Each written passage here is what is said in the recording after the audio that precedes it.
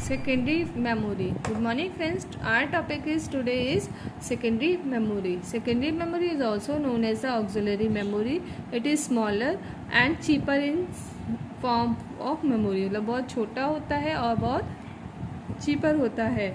And it is a permanent storage device. ये क्या होता है, हमारा परमानेंट स्टोरेज डिवाइस होता है. इसमें जो हमारा डेटा स्टोर होता है वो कभी लॉस्ट नहीं होता. मतलब नॉन वॉलेटाइल नेचर होती है ये, और वो डेटा कभी लॉस्ट नहीं होता. पावर गॉन होने पर डेटा लॉस्ट नहीं होगा. CPU does not access the secondary memory directly, और first content must be copied into the RAM to be processed. और CPU के अंदर जो हमारा डेटा आता है वो डायरेक्टली एक्सेस नहीं होता सेकेंडरी मेमोरी को. और जो फर्स्ट कंटेंट जो होता है हमारा किस में आता है, पहले प्राइमरी मेमोरी में आता है, फिर ही हम सेकेंडरी मेमोरी का डेटा को एक्सेस कर सकते हैं. Secondary memory further divided into the 3 types: magnetic disk, optical disk and solid state. Magnetic disk के 3 टाइप्स है: floppy disk, hard disk drive and magnetic tape. Floppy disk क्या होता है, ये हमें इनेबल करता है डेटा को स्टोर करने में ऑन रिमूवेबल डिस्क में. एक कंप्यूटर से जब हमारा फर्स्ट जब मीडियम आया था एक कंप्यूटर से दूसरे कंप्यूटर में डेटा को शिफ्ट करने के लिए, वो हमारा मीडियम था फ्लॉपी डिस्क. ये बहुत छोटा होता है साइज़ में, री राइटेबल होता है media, can be use number of time.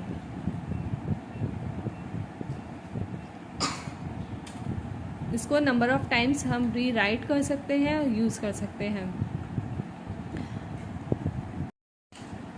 ये हमारा it is made of plastic with magnetic coating. Plastic से मिलकर बना होता है, इसके ऊपर मैग्नेट का एक कोट होता है. It is round in shape. ये हमारा राउंड शेप में होता है. And covered by square plastic jacket. और ये हमारा कवर्ड होता है स्क्वायर प्लास्टिक जैकेट के थ्रू कवर्ड होता है.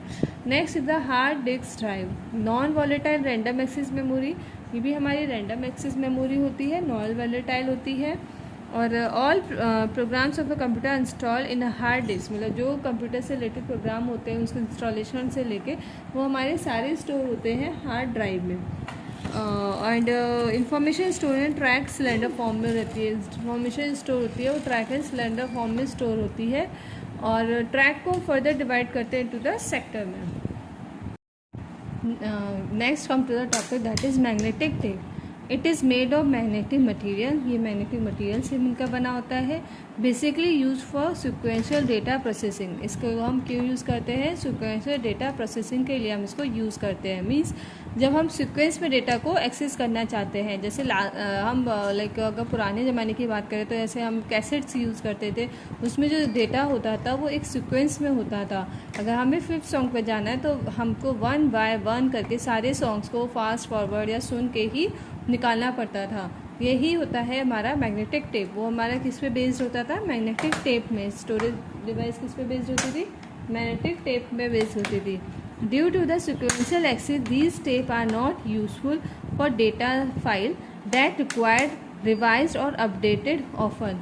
और इसी सिक्वेंशियल एक्सेस के बेस पे ही, इसीलिए ही इसको हम कॉमनली यूज़ नहीं करते हैं, क्योंकि एक एक के बाद हमको एक ही एक्सेस करना ही पड़ेगा.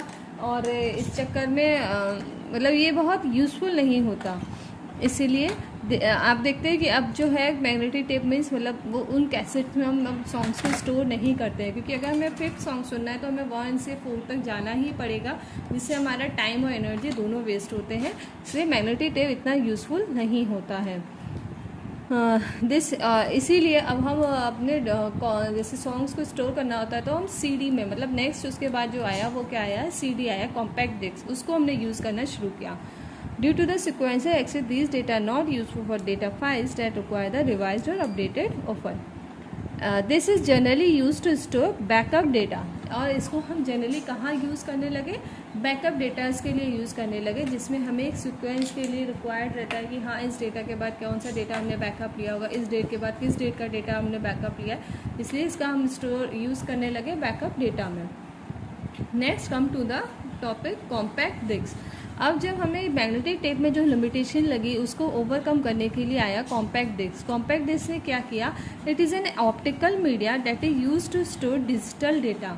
ये हमारा क्या होता है, एक ऑप्टिकल मीडिया होता है जो स्टोर करता है डिजिटल डेटा को स्टोर करता है। मीन्स जैसे कि इसमें हम रैंडम एक्सेस यूज़ कर सकते हैं, कोई सीक्वेंस की रिक्वायरमेंट नहीं है। अगर हमें 5th सॉन्ग पे जाना है तो उसके लिए हमें 1 से 4 तक सुनने की कोई रिक्वायरमेंट नहीं है, हम डायरेक्ट 5th सॉन्ग पे भी जा सकते हैं। ओके ये हमारा ऑप्टिकल मीडिया स्टोरेज है। दिस इज़ चीप स्टोरेज और ये बहुत चीप है, इसकी बहुत ज़्यादा कॉस्ट नहीं आती है।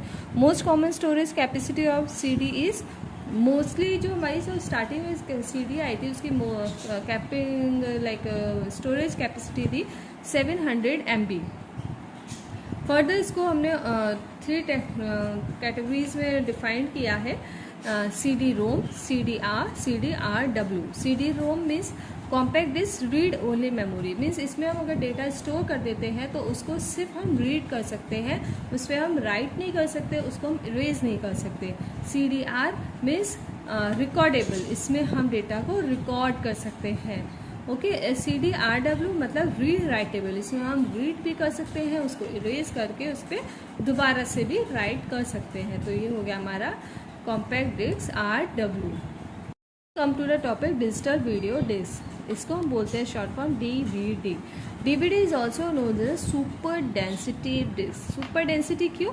क्योंकि इसमें CDs की जो लिमिटेशन थी कि सिर्फ 700 MB हम स्टोरेज कर पाते हैं और उससे ज़्यादा हमें स्टोर करना है तो हमें मल्टीपल CDs का यूज़ करना पड़ता है उसको स्टोर करने में, और उसकी एक्स्ट्रा कॉस्ट और एक्स्ट्रा एनर्जी आती है। तो उसके बाद इसलिए इस ओवरकम को करने के लिए हमारे पास आई DVD, डिजिटल वीडियो डिस्क आई। इसको इसलिए हम सुपर डेंसिटी कहते हैं क्योंकि इसमें हम बहुत मैक्सिमम डेटा को स्टोर कर सकते हैं। डिवीजन है, ये भी हमारा ऑप्टिकल डिस्क स्टोरेज मीडिया है और इसको high storage capacity than CD, ये हमारा CD से ज़्यादा डेटा को स्टोर कर लेता है। स्टोरेज कैपेसिटी रेंज होती है इसकी 4.7 GB से 17.8 GB तक ये डेटा को स्टोर कर सकता है। Generally use to store music और मूवीज़, हम जैसे हमारी जो मूवीज़ होती है बहुत MBs की होती है, उसमें कुछ कई सारे फीचर्स होते हैं और लाइक बहुत सारे साउंड और बहुत सारी फाइल्स की वजह से वो बहुत हैवी फाइल्स होती हैं। और म्यूज़िक तो जनरली हम किस म्यूज़िक को और मूवीज़ को स्टोर करने के लिए यूज़ करते हैं। कम्स इन 3 कैटेगरीज, तो भी फर्दर हमारी 3 कैटेगरीज हैं क्या क्या, DVD-ROM, DVD-R, DVD-RW। सेम जैसे हमारा CD का है वैसे इसके 3 पार्ट्स हैं। DVD-ROM मतलब digital video disc, read only memory, इससे सिर्फ हम अगर डेटा को डाल दिया तो उसे सिर्फ रीड कर सकते हैं, उस पर कोई फर्दर एक्शन नहीं कर सकते हैं। और DVD-R मतलब इस ये हमारी ऐसी DVD होगी जिसको हम रिकॉर्ड कर सकते हैं। और DVD-RW मतलब रीड राइटेबल, मतलब इसमें हम डेटा लिख सकते हैं, फिर उसके ऊपर उस डेटा को इरेज करके दूसरा डेटा भी लिख सकते हैं। Next come to the blu ray disc, इसको हम बोलते हैं BD। ये क्या होता है, ये भी हमारे ऑप्टिकल डिस्क स्टोरेज मीडिया है। ब्लू रे डिस्क कंटेंस, इसमें हमारी लिमिटेशन थी कि 17.8 GB के बाद वो स्टोर नहीं कर पाता है, आपको इससे एक्सेस है आपका डेटा उसको स्टोर करना है तो हम उसके लिए यूज़ करते हैं ब्लू रे डिस्क। ये हमारा कंटेन करता है 25 GB तक डेटा को पर लेयर स्पेस में स्टोर कर सकता है। इसके भी 4 पार्ट्स हैं, BD-ROM, BD-R, BD-RW and BD-RE। इसमें देखते हैं हम क्या होता है। BD-ROM मतलब सेम है, इसकी रीड ओनली होगी, इसे हम प्री रिकॉर्डेड कंटेंट भी कह सकते हैं। BD-R means recordable for PC data storage, मतलब रिकॉर्डेबल होती है ये वाली, और RW होती है री राइटेबल होती है, इसे भी हम PC डेटा स्टोरेज के लिए यूज़ करते हैं। और RE री writable for HD TV recording, इसको हम यूज़ करते हैं HD TV रिकॉर्डिंग्स के लिए। टाइप है इसका pen and flash and thumb drive, जिसे हम पेन ड्राइव भी बोल सकते हैं, फ्लैश ड्राइव भी बोल सकते हैं, और क्योंकि बहुत स्मॉल होती है साइज़ में तो इसको हम थंब ड्राइव भी बोल सकते हैं।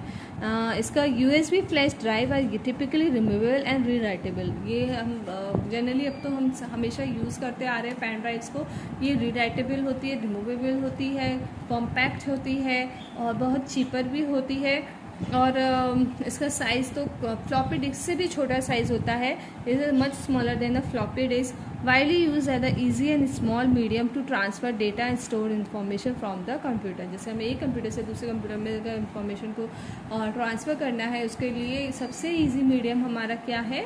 Pen drive. और स्मॉल इन साइज़ होती है, चीपर होती है और ईज़िली ट्रांसफ़र कर सकते हैं. और जो इसकी कैपेसिटी होती है वो बहुत ज़्यादा होती है रेस्ट ऑफ जो हमने अभी तक रीड किए हैं उन सब से.